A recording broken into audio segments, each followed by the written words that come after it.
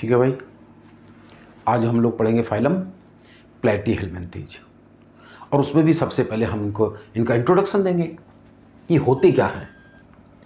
तो ध्यान करो, जिस दिन हमने तुम्हें क्लासिफिकेशन पढ़ाया था ये सारा चार्ट बना के दिखाया था। आज हम लोग पढ़ रहे हैं प्लेटीहेल्मिन्थीज, तो यही इनकी परिभाषा हो गई, डेफिनेशन हो गई या पहचान हो गई। क्या होते हैं platyhelminths? Bilaterally symmetrical, triploblastic, acoelomate with organ grade body organisation ना, तो यही है बाइलेटरली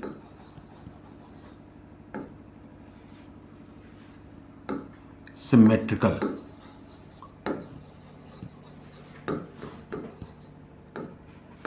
ट्रिप्लोब्लास्टिक,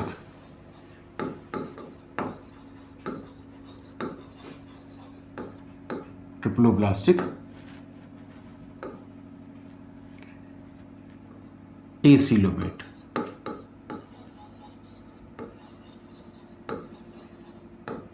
एनिमल्स विद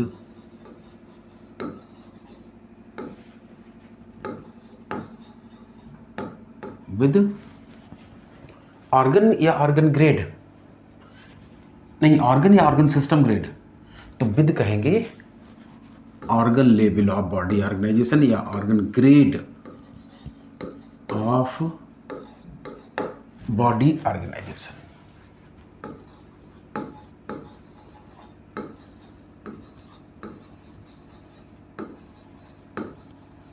याद रहे हमने तुम्हें एक बात बताई थी, ये कहा था कि प्लेटीहेल्मिन्थीज के बाद जितने भी फाइलम बचे हैं सभी में ऑर्गन ग्रेड बॉडी ऑर्गेनाइजेशन तो है, लेकिन स्वयं प्लेटीहेल्मिन्थीज में ऑर्गन कह देना, बाकी सभी में इसके हायर लेवल का कह देना, अर्थात organ system grade body organisation कह देना। तो ध्यान रहे यहाँ ऑर्गन सिस्टम नहीं बल्कि ऑर्गन ग्रेड बॉडी ऑर्गेनाइजेशन कहलाएगा, ठीक है ना। इस तरह से हमने तो बताया। और चूंकि इनको कहते हैं प्लेटीहेल्मिन्थीज, नाम ही बताता है ये फ्लैट वर्म्स होते हैं। देखो हमारा ये शरीर है मान लो, और तुम इधर से किसी मशीन से हमको दबा दो, हम चपटे हो जाएंगे। मगर इस तरह से अगर साइड बाय साइड हमको दबाते हो तो हम कहलाएंगे बाइलेटरली कंप्रेस्ड। अगर इधर चूं वेंट्रल कहते हैं, इधर से डार्सल कहते हैं, इधर से दबाओगे तो हम कहलाएंगे डार्सोवेंट्रली कंप्रेस्ड। तो इनका शरीर दाएं बाएं से नहीं, ऊपर नीचे से डार्सोवेंट्रली फ्लैटेंड होता है ना, तो इनका शरीर डार्सो वेंट्रली फ्लैटेंड होता है, बॉडी होती है। इसीलिए इनको हेंस कॉल्ड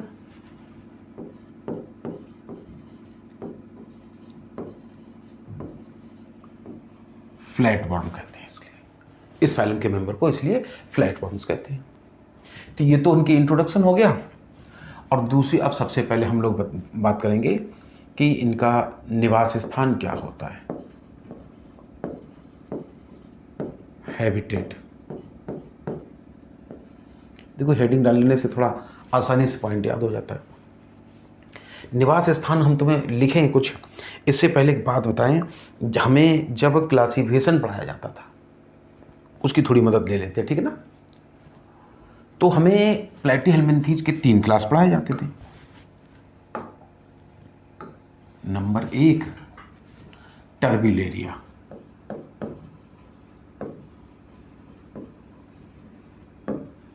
नंबर 2 ट्रीमेटोडा,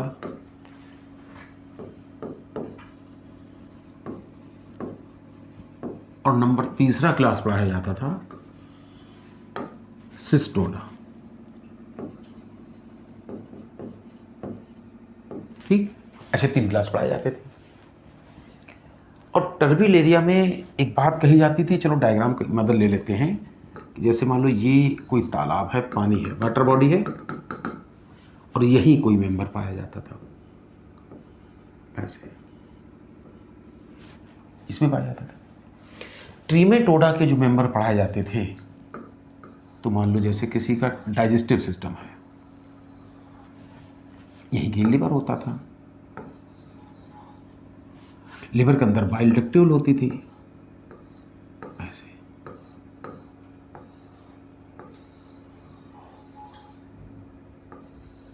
ठीक, जो कुछ पढ़ाया जाता था ट्रीमेटोडा में वो यहाँ पे ही पाया जाता था यहाँ। और सिस्टोडा जब पढ़ाया जाता था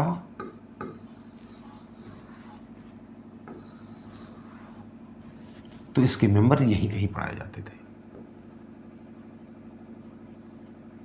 ऐसे।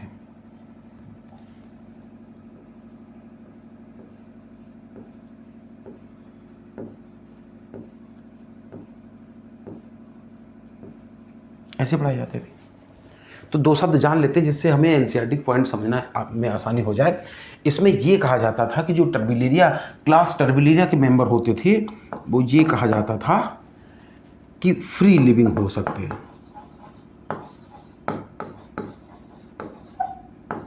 पानी में आज़ादी से जीवन गुजारेंगे। लेकिन कुछ जो होते हैं सम आर इक्टोपैरासाइट,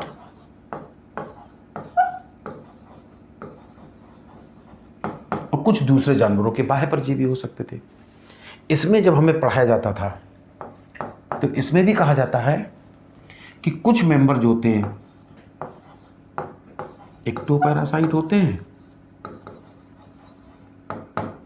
अगर कुछ मेंबर इंडोपैरासाइट भी होते हैं। मगर जब सिस्टोडा पढ़ाया जाता था गजब का पॉइंट लिखा जाता था, ऑल आर इंडोपैरासाइट, ऑल आर इंडोपैरासाइट कहलाता थे। तो जब अभी हम एनसीईआरटी पॉइंट दिखाएंगे, इसलिए एनसीईआरटी कहती है कि प्लेटीहेल्मिन्थ्स के मेंबर ज़्यादातर ऐसे होते हैं, इंडोपैरासाइट होते हैं। फिर हमें तुम्हें यह भी बताया जाता था कि इसका जो शरीर था वो बॉडी मतलब अनसेगमेंटेड होती थी, अनसेगमेंटेड बॉडी होती थी इनकी। अभी फैसुला दिखाएंगे बना के, बिल्कुल पीपल के पत्ता जैसा दिखता है। इनकी अनसेगमेंटेड बॉडी इनकी भी होती है। लेकिन सोचो अगर इनकी बॉडी भी अनसेगमेंटेड होती, सीधी सीधी रॉड लाइक होती, तो हमारी टेढ़ी मेढ़ी इंटेस्टाइन में ये फिट कैसे बैठ पाते। इनकी तो ऐसे समझो जैसे साइकिल की चैन हो, छोटे छोटे टुकड़े मिलकर बनी होती है, इसलिए इनकी बॉडी सेगमेंटेड होती थी।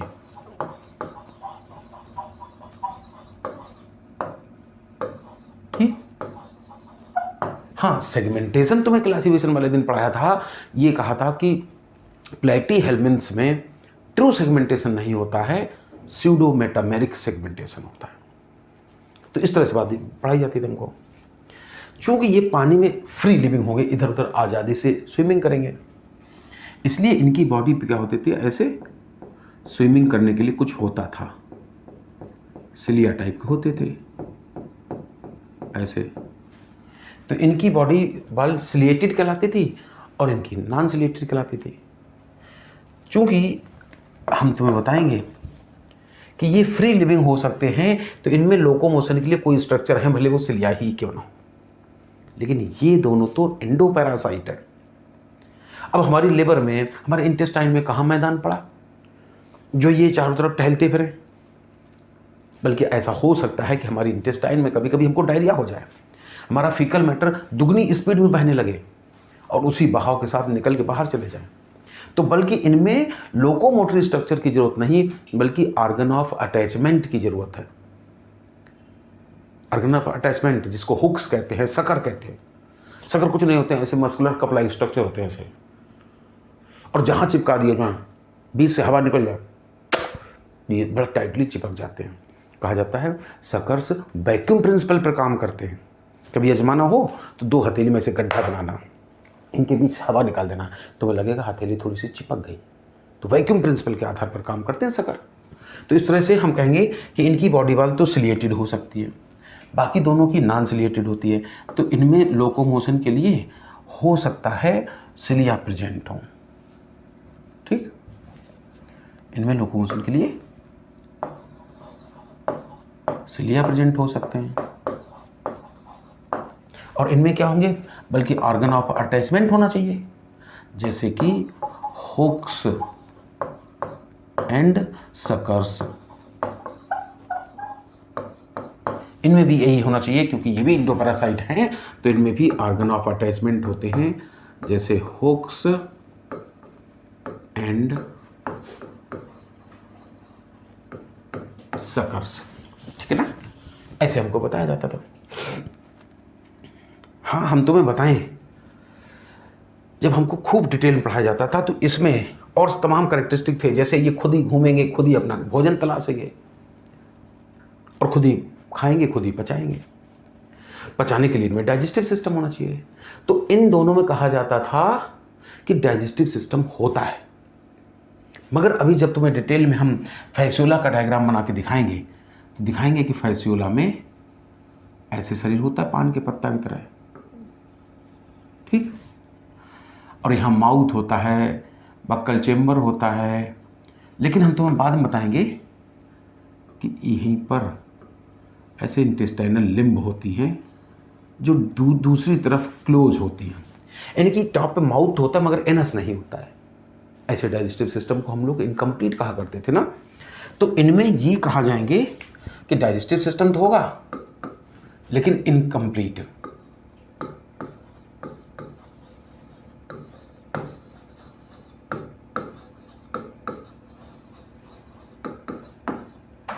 इनकम्प्लीट डाइजेस्टिव सिस्टम तो होगा, ठीक है ना, मगर इनकम्प्लीट।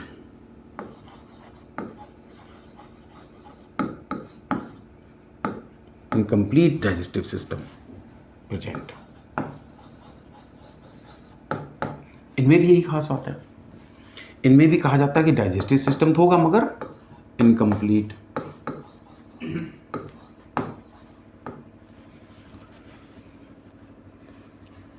इनकम्प्लीट टाइप का।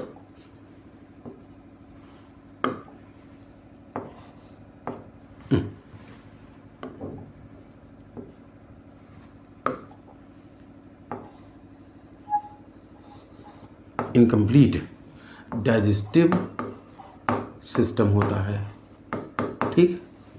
लेकिन ये होते हैं इंडोपैरासाइट और इनकी बड़ी रंगबाजी होती है कि खाना हम खाते हैं, डाइजेस्ट भी हम करते हैं और हमारे द्वारा पचे पचाए भोजन को ये अपनी डायरेक्ट बॉडी वाल से एब्जॉर्ब कर लेते हैं।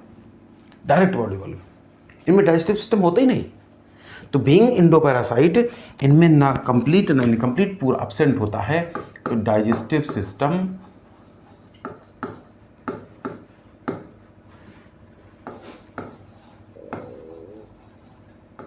एब्सेंट माना जाता था। Digestive system absent. बात समझते ना, इनमें डाइजेस्टिव नहीं पाया जाता था। हालांकि जब पढ़ाया जाता था हमको तो इसमें बेस्ट एग्जाम्पल पढ़ाया जाता था प्लेनेरिया। पहले चैप्टर में खूब सुना होगा जब व्हाट इज लाइफ वाला पढ़ते हैं, कहा जाता था कि मैक्सिमम रीजनरेशन पावर दर्शाता है प्लेनेरिया। इसमें दो बढ़िया एग्जाम्पल पढ़ाए जाते थे, हालांकि एक ही एनसीईआरटी ने दिया है। फैसियोला, पूरा नाम होता था फैसियोला हेपेटिका, और हिपर शब्द लिवर से होता है इसलिए ध्यान रहे इसको लिवर फ्लूक कहते थे। हालांकि हमें एक और एग्जाम्पल भी पढ़ाया जाता था सिस्टोसोमा, जिसको ब्लड फ्लूक कहते थे। और यहाँ पर सबसे मेन एग्जाम्पल पढ़ाया जाता था टीनिया। हालांकि इसकी भी दो स्पीसीज पढ़ाई जाती थी, एक पढ़ाई जाती थी टीनिया सोलियम, जिसको हम लोग पार्क टेप वर्म कहते थे, ठीक, पार्क टेप वर्म कहते थे। और दूसरा हमें पढ़ाया जाता था टीनिया सैजिनेटा। क्योंकि टीनिया सैजिनेटा को अपनी लाइफ साइकिल कंप्लीट करने के लिए सेकेंडरी होस्ट के रूप में कैटल की जरूरत पड़ती थी, गाय की जरूरत पड़ती थी, और गाय के मीट को बीफ कहते हैं, इसलिए इसका दूसरा नाम होता था बीफ टेप वर्म, ठीक है ना। इसको बीफ टेप वर्म भी कहते थे और उसको कहते थे पार्क टेप वर्म। ऐसे हमको तमाम पढ़ाए जाते थे। हालांकि एक बार 2015 में जब आखिरी बार एमयू हुआ था तो वहाँ एक गजब का एग्जाम्पल दिया था। इसमें टीनिया तो पढ़ते थे, एक और पढ़ते थे एकाइनोकॉकस ग्रैनुलोसस, है ना, जिसको डॉग टेप वर्म कहते हैं। तो कमकत क्या किया एमयू वालों ने, एकाइनोकॉकस केवल लिख दिया और सवाल पूछ दिया इनमें से कौन स्फेरिकल बैक्टीरिया नहीं है।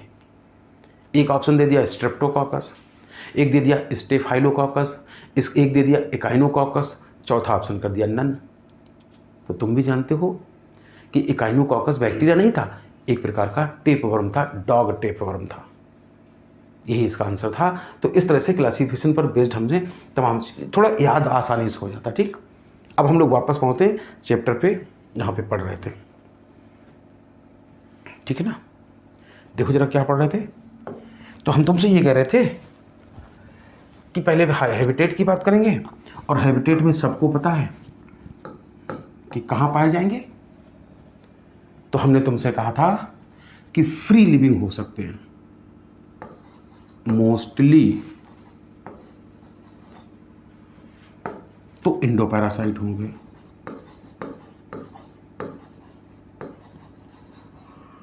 मोस्टली इंडोपैरासाइट होते हैं, और फ्यू में भी कैसे,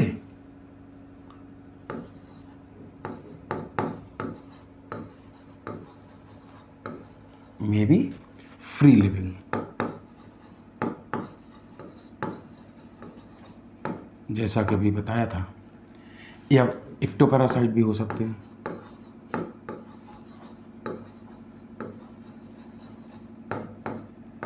तो कुछ इक्टोपैरासाइट हो सकते हैं, फ्री लिविंग हो सकते हैं, मगर मोस्टली इंडोपैरासाइट ही होते हैं, चाहे वो ह्यूमन बीइंग ही क्यों ना हो।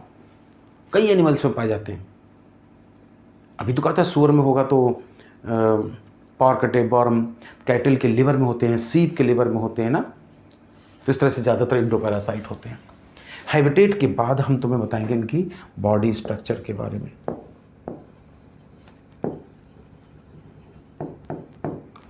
और बॉडी स्ट्रक्चर अगर देखें तो कहो तो छोटा छोटा सा डायग्राम बना लें। बॉडी हम तुम्हें बताएंगे, डॉर्सोवेंट्रली तो थी ही,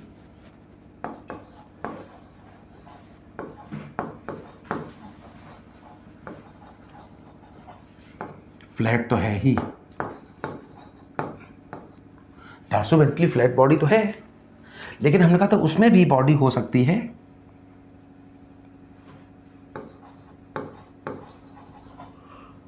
मे बी लीफ लाइक हो सकती है। अभी दिखाएंगे लीफ लाइक किस में होती है, फैसियोला हेपेटिका में होती है लीफ लाइक ना, या रिबन लाइक हो सकती है, या रिबन लाइक हो सकती है, उसको कहते ही हैं टेप वर्म ना, रिबन लाइक भी हो सकती है। तो इस तरह से यहीं पे छोटा सा डायग्राम बना के अगर कहो तो दिखा दें कि लीफ लाइक बॉडी किसकी होती है और रिबन लाइक किसकी होती है। जब हम लोग फैसियोला हेपेटिका पढ़ेंगे तो बिल्कुल हम तो तुमसे कहते हैं पान का पत्ता समझ लो, ये ऐसे करके बॉडी बनाई जाती है बिल्कुल। ठीक, हम बताते हैं कि अगर तुम हम कोई हमारी सिर काट दो या ऐसे ही चलो ऐसे करके देखो तो लगेगा ऊपर चौड़े हैं नीचे सकरे हैं। एंटीरियर ब्रॉड पार्ट होता है और यहीं पर ये हमारा सिर निकला है। सिफेलॉन माने हेड होता है, तो ऊपर जो कुछ निकला है इसको चाहो सिफेलिक लोब कह दो, यहीं पे तो माउथ होगा। तो इसमें भी ऐसा ही होता है, यही माउथ होता है। ठीक, यही की माउथ होता है। माउथ के बाद बक्कल चेम्बर होता है, स्ट्रेट बन गया धोखे में, फिर ईसोफेगस होती है, आगे चल के ऐसे दो लिम्ब में बट जाती है ऐसे। तो ये तो फैसियोला का डायग्राम बनाया। अगर रिबन लाइक बॉडी बना के दिखाएं तो तुमने खूब सुना होगा टेप वर्म, टीनिया को कहते हैं ना। अभी ऐसा लगता है हमने उसका हेड बनाया, चाहे हेड कह दें चाहे स्कोलेक्स कहते हैं। इसके बाद हमने अनसेगमेंटेड ये नेक बना दी, यह है उसकी गर्दन।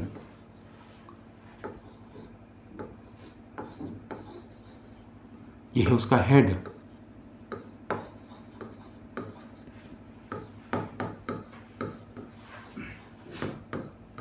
ठीक। और इसके बाद इसी नेक के लास्ट रीजन से 7 to 8 नए नए सेगमेंट बनकर ऐसे पीछे की तरफ खिसकते रहते हैं। ये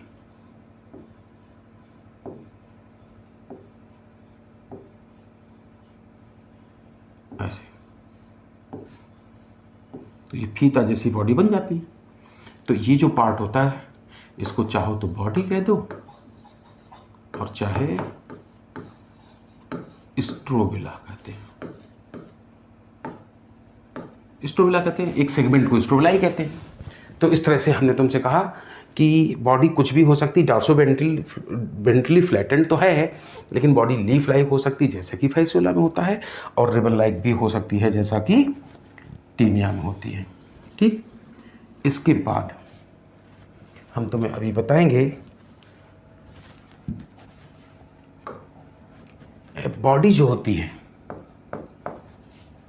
may be segmented, may be unsegmented. Unsegmented किस में बताई थी अभी? फैसियोला में। मे बी अनसेगमेंटेड और सेगमेंटेड। हाँ, सेगमेंटेड होगी जैसे टेपवर्म थी, सेगमेंटेड हो सकती है, लेकिन स्यूडो मेटामेरिक। अगर सेगमेंटेड होगी तो स्यूडो मेटामेरिकली सेगमेंटेड होगी, ठीक है ना। और क्या कहा था कि बॉडी में कोई स्पेस होगा बॉडी वाल और इस इंटरनल ऑर्गन के बीच? नहीं है ना, एसिलोमेट इसलिए तो कहलाते थे। There is no space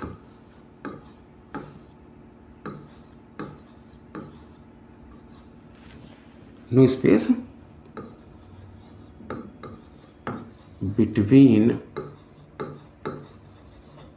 body wall and internal organ। Internal organ को विसरा भी कहते हैं, ठीक है ना। इनके बीच कोई स्पेस, खाली जगह नहीं पाई जाती थी, बल्कि ये कह सकते हैं filled with loose mesodermal tissue.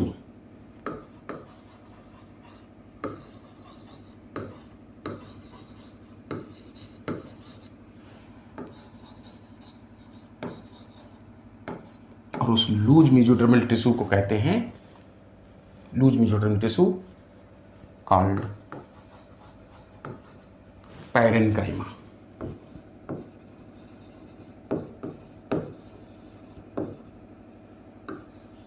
ना। इसीलिए ये एसिलोमेट कहलाते थे कि क्योंकि बॉडी वॉल इंटरनल ऑर्गन के बीच कोई खाली जगह नहीं पाई जाती थी, जो टिश्यू भरा होता था उसको हम लोग पैरेन्काइमा कहते थे।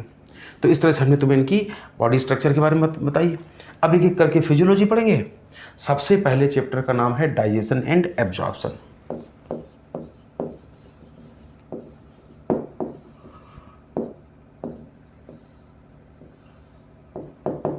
ठीक, तो डाइजेशन एंड एब्जॉर्प्शन, हमें नहीं लगता कि अब हमें दोबारा कुछ भी बताने की ज़रूरत है।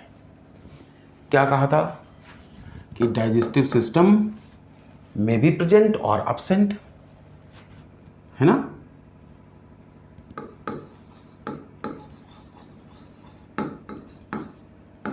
डाइजेस्टिव सिस्टम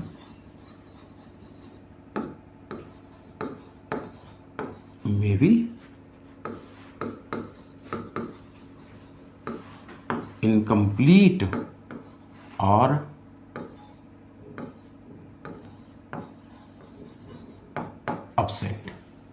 एब्सेंट होगा टीनिया में, अर्थात सिस्टोडा के मेंबर में, और पहले दो जो क्लास होता थे उनमें इनकम्प्लीट टाइप का होता था। और जितने जैसे सिस्टोडा के मेंबर थे, तो जब डाइजेस्टिव सिस्टम है ही नहीं तो हमारे द्वारा पचे पचाए फूड को डायरेक्ट अपनी बॉडी वाल से एब्जॉर्ब किया था ना। तो यही हम कहना चाह रहे हैं कि some absorb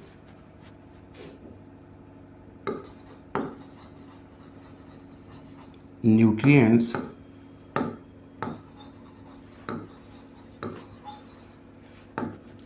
through their body wall।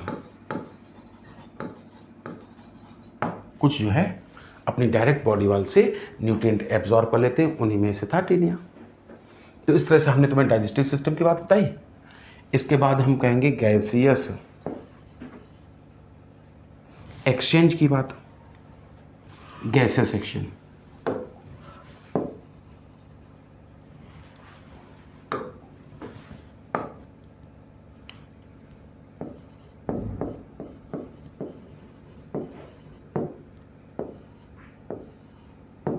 भाई ऑक्सीजन कार्बन डाइऑक्साइड का लेन देन कहाँ से करेंगे? तो हम तुम्हें बताएंगे कि जितने इंडोपैरासाइट होते हैं, मोस्टली तो इंडोपैरासाइट ही होते हैं ना, तो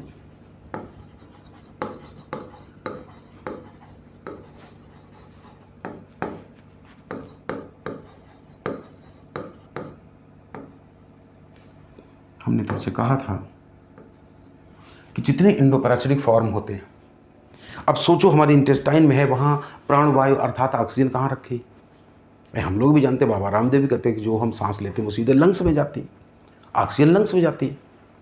इंटेस्टाइन में तो एक से घटिया गैसें हैं, विस्फोटक गैसें हैं, सांस के लूप में ले भी ली ना तो दिमाग खराब हो जाएगा। इसलिए इन्होंने कहा होगा प्रभु कि हम बिना सांस के ही जिंदा रह लेंगे। इसलिए बीइंग इंडोपैरासाइट, या कह सकते हो endoparasitic forms perform endoparasitic form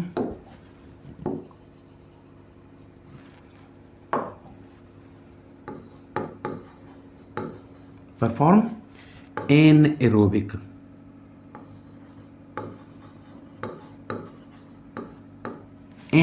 respiration.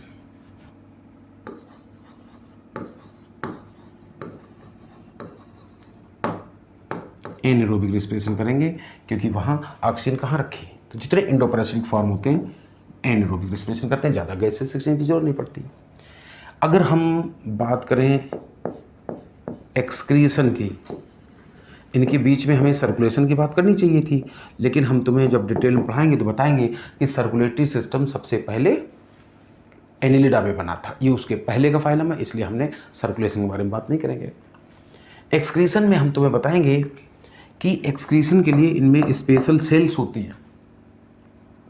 Excretory system made up of specialised sales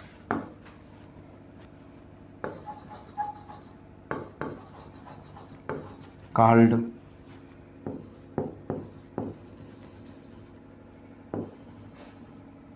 flame sales.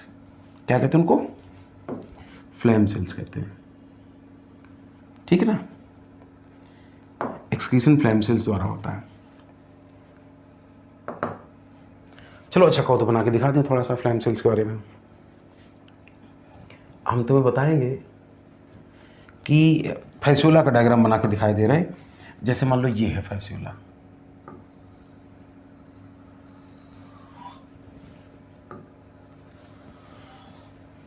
और हमने तुमसे कहा कि फैसियोला के टॉप पे माउथ तो है, ये तो माउथ है, लेकिन याद रहे कि ये एनस नहीं है, ये कुछ और है।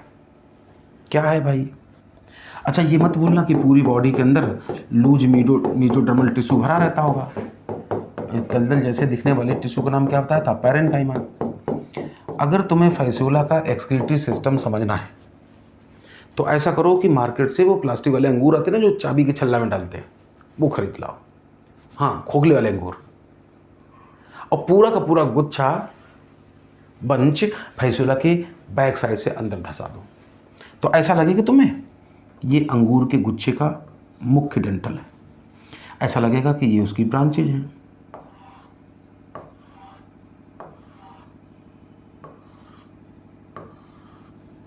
हो सकता है इन ब्रांचेज के ऊपर फिर ब्रांचेज लगी हों।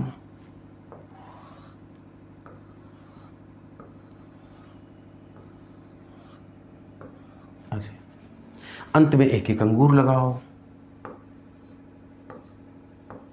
एक एक ऐसे फ्लैम सेल लगी हो ऐसे, ठीक। और ये जो फ्लैम सेल है तो ये सेल है, ये सिंपल सी एक यूकैरियोटिक सेल ही है। बाकायदा इसमें nucleus, Golgi body, endoplasmic reticulum, mitochondria सब कुछ होता है जैसा होना चाहिए। बस इसमें बहुत सारे बेसल ग्रेन्यूल्स होते हैं और साइटोलॉजी पढ़ाते समय बताएंगे कि इन्हीं बेसल ग्रेन्यूल से निकलते हैं सिलिया ऐसे ऐसे ऐसे बेसल ग्रेन्यूल्स होते हैं। हाँ, elongated version of cilia is called flagella, तो इससे खूब सारे फ्लैजिला निकलते हैं। अब हुआ क्या कि भगवान को इस सेल से स्पेशल काम करवाना था, तो उन्होंने इसका रूप बदल दिया, ऊपर से ऐसा लगता मुट्ठी धसा दी, जिसकी वजह से ये सेल कुछ कुछ ऐसी हो गई होगी। अभी भी मज़ा नहीं आया, मुट्ठी और गहरी धसा दी। तो हम जरा इस डायग्राम को हटा दे रहे क्योंकि मेरे पास जगह कम है। अगर और गहरी मुट्ठी धसाएंगे तो हमने तुमसे कहा कि ये सेल शायद ऐसी हो जाएगी, ऐसे ना। न्यूक्लियस अभी भी है, अभी भी है। Golgi body, mitochondria, endoplasmic reticulum सब कुछ तो है अभी भी। खूब सारे बेसल ग्रेन्यूल्स भी हैं ऐसे। और इन्हीं से निकले थे फ्लैजिला, हेयरी आउटग्रोथ ऐसे, ठीक। अच्छा, और ये जो सकरा सा पार्ट बना, इसी को भगवान ने ऐसे जोड़ दिया डक्ट से। सेल को देखो बिल्कुल लहसुन प्याज जैसी दिख रही। जब स्टेम के मॉडिफिकेशन पढ़ते हैं तो अनियन गार्लिक को हम लोग बल्ब टाइप का स्टेम मानते हैं, इसलिए इस सेल को हम बल्ब सेल कह सकते हैं। तो हुआ क्या कि भगवान ने, हालांकि थोड़ा सा परिवर्तन और था, बिगाड़ेंगे तो बहुत टाइम लगेगा। भगवान ने सोचा था कि बॉडी की किसी भी सेल में मेटाबॉलिज्म के दौरान अगर गंदगी बनती है, वेस्ट प्रोडक्ट बनते हैं, तो वो पहले आएंगे यहाँ पैरेन्काइमा में, और पैरेन्काइमा से जाएंगे इस आउटर सेल मेम्ब्रेन क्रॉस करेंगे, आउटर सेल मेम्ब्रेन क्रॉस करते हुए इनर सेल मेम्ब्रेन क्रॉस करेंगे, तब यहाँ आएंगे ल्यूमेन में। जब ये फ्लैजिला फड़फड़ाएंगे, बीट करेंगे, तब ये वेस्ट प्रोडक्ट आगे ट्यूब की तरफ पुश कर दिया जाएगा। तो भगवान ने सोचा कि अगर इस आउटर मेम्ब्रेन का सरफेस एरिया जितना ज़्यादा होगा, वेस्ट प्रोडक्ट को उतनी आसानी से एब्जॉर्ब कर सकेंगे। तो हम बिना बिगाड़े ही बना दे रहे हैं। तो इसी में भगवान ने इसकी आउटर मेम्ब्रेन में ऐसे तमाम सारे पाउच निकाल दिए थे। हालांकि तुम्हें इनका नाम पढ़ने की बिल्कुल आवश्यकता नहीं है। तो अब जो तुम्हें डायग्राम दिख रहा है वो वास्तव में एक फ्लैम सेल का दिख रहा। फ्लेम माने ज्वाला होता है। जब ये फ्लैजिला फड़फड़ाते हैं तो ऐसा लगता है किसी जंगल में आग लग गई हो, आग की लौ, समझते ना। तो इसलिए इनको फ्लेम सेल कहते हैं, बल्ब सेल कहते हैं, प्रोटोनेफ्रिडिया कहते हैं, सोलिनोसाइट भी कहते हैं। एक बात बताएं, जैसे हमारी किडनी नाइट्रोजनस वेस्ट को बाहर निकालते ही निकालते हैं, आवश्यकता से अधिक पानी भी बाहर निकल जाता है। और तुम भी जानते हो कि किसी भी सॉल्यूशन में से अगर पानी निकाल लिया जाए या उसमें से साल्ट मिला दिए जाएं, तो क्या होगा, सॉल्यूशन की सांद्रता मेंटेन हो जाएगी। हम अपने हिसाब से अगर डाइल्यूट करना चाहें पानी मिला दें, नमक निकाल लें, कंसंट्रेट करना चाहें तो पानी निकाल लें, नमक मिला दें। तो इस तरह से हमारे किडनी एक्सेस वाटर को भी रिमूव करते हैं। इनकी किडनी का प्राइमरी फंक्शन तो कहलाएगा removal of nitrogenous waste product, मतलब एक्सक्रीशन, लेकिन रिमूवल ऑफ एक्सेस वाटर भी करते हैं, जिसकी वजह से regulation of osmotic concentration of body fluid हो जाता है। इसी regulation of osmotic concentration of body fluid को ऑस्मो रेगुलेशन कहते हैं। तो याद रखना ये कि जिस एनिमल का जो एक्सक्रीटरी ऑर्गन होता है वही ऑस्मो रेगुलेटरी ऑर्गन भी होता है। बस फर्क इतना है कि किडनी का primary function excretion, secondary osmo regulation. Protonephridia के लिए उल्टा बोला जाता है, यहाँ प्राइमरी फंक्शन होता है ऑस्मो रेगुलेशन, सेकेंडरी फंक्शन होता है एक्सक्रीशन। तो इस तरह से हमने तो बताया कि इनमें स्पेशलाइज सेल होती हैं जिनको फ्लेम सेल्स कहते हैं या प्रोटोनेफ्रिडिया कहते हैं।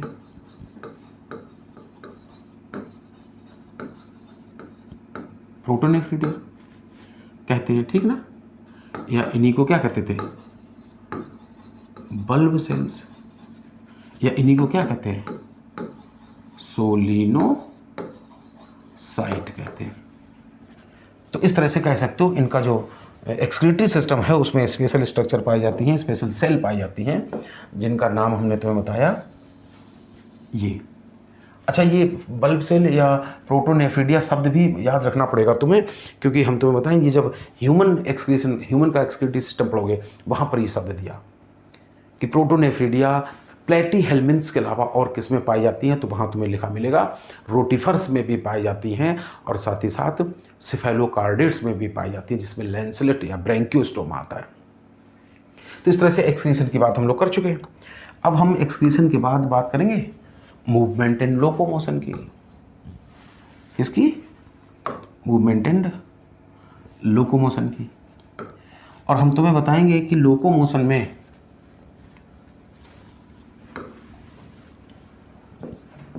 अभी कहा था कि जो फ्री लिविंग होंगे हो सकता है उनकी बॉडी वाल पिसलिया हो, इससे लोकोमोशन करेंगे।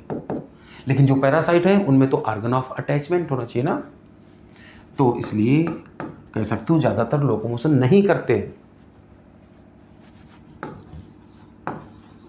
Being इंडोपैरासाइट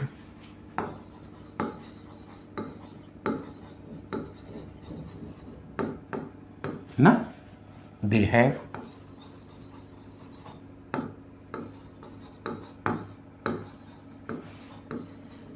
organ of attachment। इनमें बल्कि उल्टा ऑर्गन ऑफ अटैचमेंट पाए जाते हैं, जैसे कि क्या बताया था हमने तुम्हें,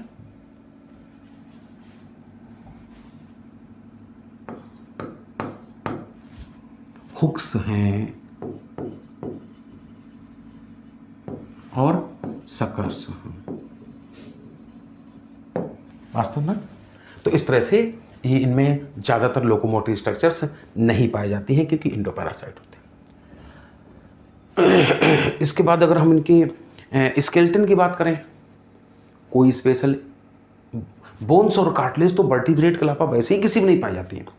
जो बॉडी फ्लूइड है वही भले थोड़ी बहुत शेप मेंटेन कर लेता हो। और इसके बाद हम मेन बात करेंगे नर्वस सिस्टम की।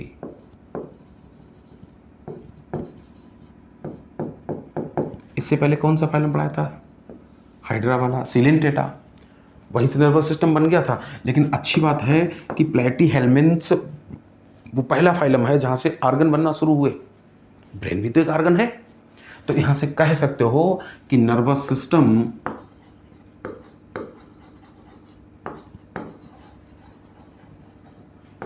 विद ब्रेन शुरू हो गया।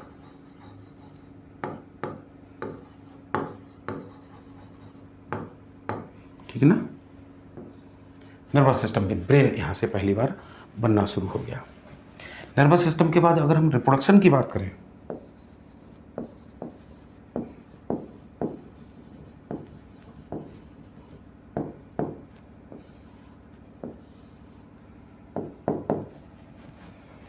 तो हम तुम्हें बताएंगे कि अभी लगभग दूसरा तीसरा या चौथा फाइलम है मन। जैसे जैसे लोअर से हायर की तरफ बढ़ेंगे सेक्सुअल रिप्रोडक्शन का चांस बढ़ेगा, असेक्सुअल का घटेगा, है ना। और ये है इंडोपैरासाइट। अब मजे की बात हम तुम्हें दिखाएंगे कि एक इंसान के शरीर में एक ही टीनिया रहता है। अब सोचो तुम हमें कमरे में बंद कर दो और फिर हमसे कहो बेटा नाती पोते खिलाने का मन कर रहा है। अब जो हमें अकेले कमरे में बंद कर दिया, नाती पोते तुम्हारे लिए कहाँ से ले आए? लेकिन टीनिया तो एक ही रहता है कि एक इंसान की इंटेस्टाइन में। तो वो हमारी तरह यूनिसेक्सुअल नहीं होता है, बाइसेक्सुअल होता है। तो हम तुम्हें बताएंगे पहली बात कि रीजनरेशन, मैक्सिमम रीजनरेशन पावर तो दर्शाता ही है कौन? प्लेनेरिया। लेकिन जब सेक्सुअल रिप्रोडक्शन की बात करें तो हम कहेंगे कि इनमें सेक्स आर नॉट सेपरेट, है ना। टीनिया में प्रत्येक प्रोग्लॉटिड में अर्थात प्रत्येक बॉडी सेगमेंट में अपने खुद के टेस्टिस और खुद की ओवरी होती है। और टेस्टिस एक दो नहीं होता हमारी तरह, 200 टेस्टिस होते हैं, इसलिए इनमें रिप्रोडक्शन की क्षमता होती है, महाक्षमता होती। तो इसलिए हम कह सकते हैं सेक्स आर नॉट सेपरेटेड, अर्थात कह दो, चाहे तो कह दो ये HMB होते हैं। HMB माने याद आ रहा, हर्मैफ्रोडाइट, या फिर कह दो मोनोइसियस, या फिर कह दो बाइसेक्सुअल होते हैं। और हम तुम्हें बताएंगे अभी कि इनमें शरीर के अंदर ही फर्टिलाइजेशन होता है, इंटरनल फर्टिलाइजेशन होगा। एक करके थोड़ा सा बना के दिखा देंगे, इंटरनल फर्टिलाइजेशन होता है, ठीक है ना। डेवलपमेंट हम बताएंगे कि देखो जिनके जीवन में होता क्या है, एक्चुअली टीनिया ये है, मान लो हमारे इंटेस्टाइन में, और हम तुम्हें बताएंगे कि जब टीनिया यहाँ रहता है तो उसके जो बॉडी सेगमेंट होते हैं, ऐसे तो प्रत्येक बॉडी सेगमेंट में टेस्टिस ओवरी है, अपने ही ओवा अपने ही स्पर्म द्वारा फर्टिलाइज हो जाता है। जो लास्ट के सेगमेंट होते हैं इनमें फर्टिलाइज्ड ओवम से फिल्ड केवल यूट्रस रहता है, बाकी आर्गन नष्ट हो जाते हैं। और ये लास्ट प्रोग्लैटिड टूट कर हमारे फीकल मैटर के साथ बाहर गिरते रहते हैं। और हम लोग इतने कमबख्त एनिमल हैं, कई बार बहती हुई नाली पे पोटी कराते हैं, कई बार छत पे बैठ के नीचे चटाक से मारते हैं, कई बार सुलगती हुई आग के ऊपर पोटी कर देते हैं। इसके अंडे बच्चों का भविष्य खतरे में आ जाएगा ना। तो हम तुमसे कहते हैं इसीलिए ये जितने एंडोपैरासाइट होते हैं इनमें रिप्रोडक्शन क्षमता नहीं, महाक्षमता होती है। ये बहुत ज़्यादा अंडे पैदा करते हैं, बर्बाद करो कितने बर्बाद करोगे।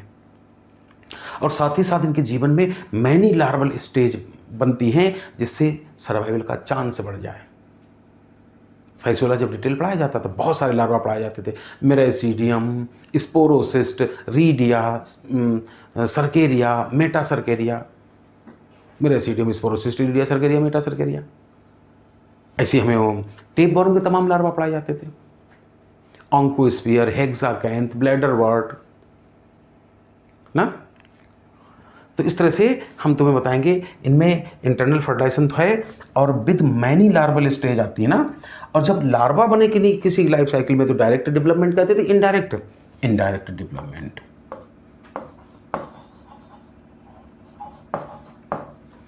Indirect development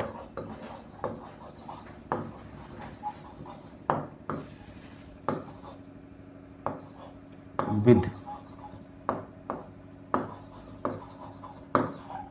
many larval stages.